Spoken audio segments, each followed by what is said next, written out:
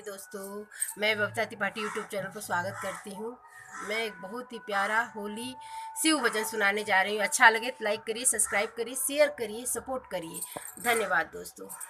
भोला जाले बाजार, भोला जाले बाजार, बोले गौरा काली बू। भोला जाले बाजार, भोला जाले बाजार, बोले गौरा काली बू।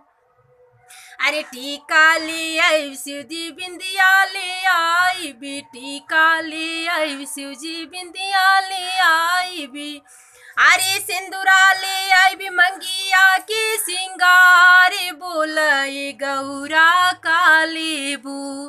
भोला जाले बाजार, भोला जाले बाजार, बोले गौरा काली बू। अरे चूड़िया ली आई भी शिवजी लहठी ले आई भी, चूड़िया ली आई भी शिवजी लहठी ले आई भी।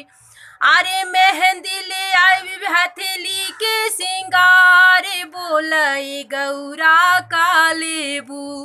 भोला जाले बाजार, भोला जाले बाजार, बोले गौरा काली बू।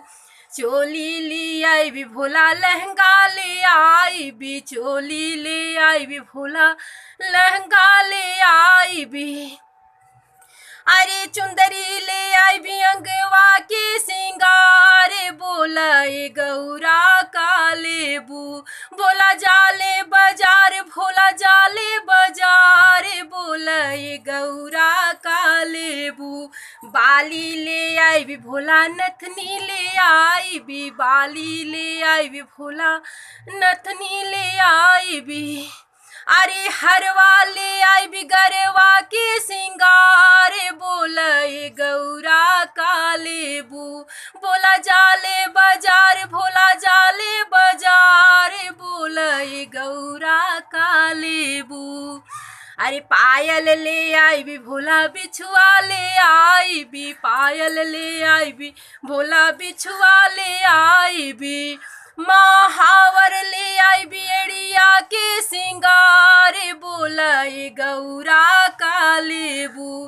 भोला जाले बाजार, भोला जाले बाजार, बोले गौरा काली बू। धन्यवाद दोस्तों। मेरा गाना अच्छा लगे तो लाइक करिए, सब्सक्राइब करिए, ज़्यादा से ज़्यादा शेयर करिए, सपोर्ट करिए। धन्यवाद दोस्तों।